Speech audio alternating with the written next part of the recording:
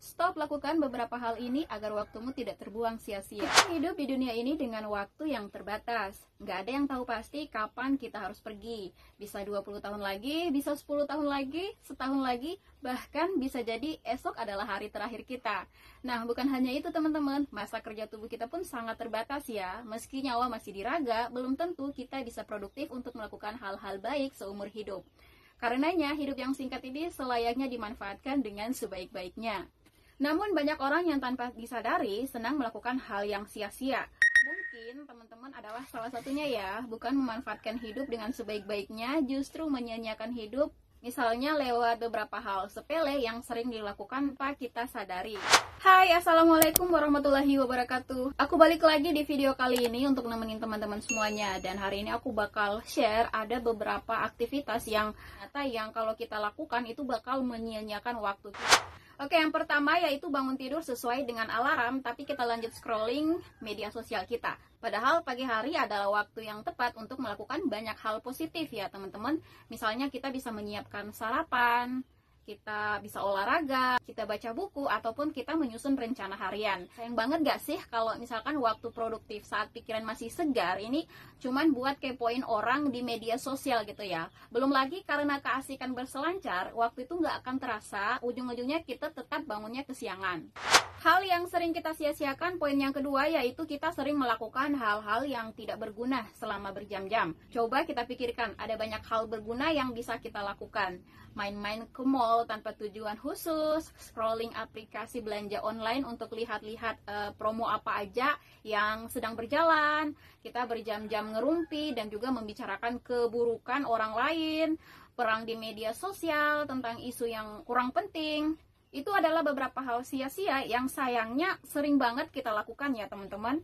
Berselancar di aplikasi belanja online itu padahal sebenarnya nggak butuh kita mau beli apa ya.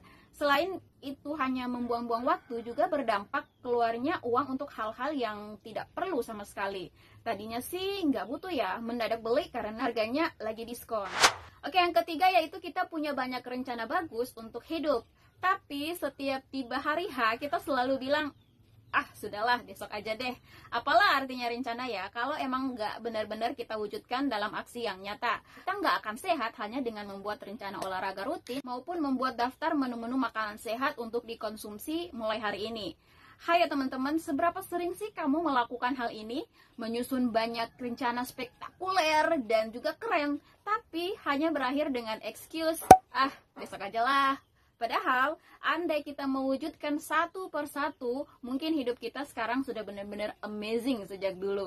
Yang keempat yaitu kita mengunggah sesuatu di media sosial dan ya mantengin terus gitu ya. Kita nunggu komentar dari followers. Ya kecuali kalau kamu adalah seorang sosmed strategis sih, nggak apa-apa ya. Nah, apa yang kamu lakukan setelah mengunggah sesuatu di media sosial? Entah itu foto atau video atau apa aja. Apakah teman-teman menunggu like demi like, komentar demi komentar yang kamu dapatkan? Kalau banyak yang like dan banyak yang meninggalkan komentar, kamu tuh pasti bahagia. Kalau sedikit, pasti kamu bete, sedih, dan akhirnya hapus unggahan. Ya sebenarnya perlukah kamu memikirkan hal ini? Buang-buang emosi untuk sesuatu yang belum tahu faedahnya apa? Ya kecuali bila kita itu adalah seorang sosmed strategis ya teman-teman, atau mungkin seorang selebgram yang memang perlu mencari tahu konten dengan engagement yang tinggi sih. Oke, yang kelima adalah menjadi perfeksionis. Ketika kamu memiliki standar tinggi yang tidak realistis, kita hanya akan mencurahkan lebih banyak waktu daripada yang seharusnya untuk satu pekerjaan. Bahkan setelah selesai, kita masih harus membuatnya itu sempurna. Nah, dalam hal ini, pekerjaan itu memang akan sangat baik, namun juga membuat waktu kita menjadi tidak efektif ya teman-teman. Alih-alih kita membiarkan kesempurnaan memakan waktu dan pikiran kita. Belajarlah dari kesalahan yang ada sehingga kita itu nggak perlu mengulanginya lagi.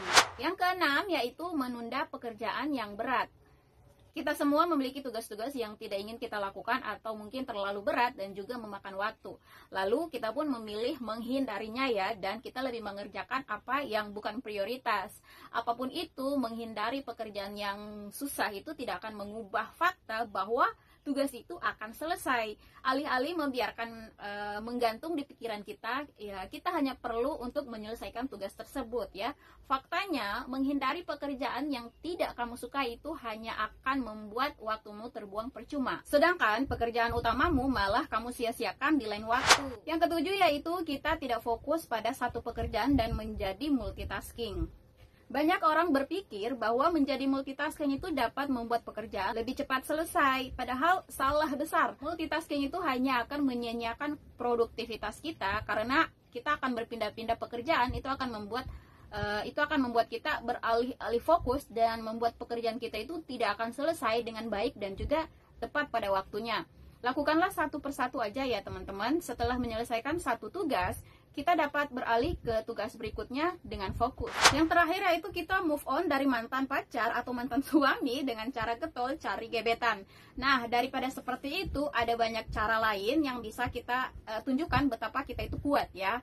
Orang bilang bahwa obat patah hati paling ampuh adalah jatuh cinta lagi. Ya, ada benar juga sih. Tapi bila upaya kita untuk menemukan pacar baru itu didasari oleh keinginan balas dendam atau kita mau membuktikan ke mantan kita kalau kita itu baik-baik saja setelah putus, jelas itu salah ya teman-teman. Apalagi kalau misalkan upaya kita cari pacar baru itu sampai menyita 50% pikiran kita. Kita akan memaksakan diri dan juga mengejar diri dengan waktu yang kita buat sendiri. Padahal ada banyak cara untuk move on atau kita membuktikan ke mantan bahwa setelah kita putus itu kita baik-baik saja. Misalnya kita melakukan perubahan positif dan juga menjadi semakin berprestasi dan juga bersinar. Itu jauh lebih keren loh dibandingkan sekedar kita punya pacar lagi atau kita punya gebetan baru lagi.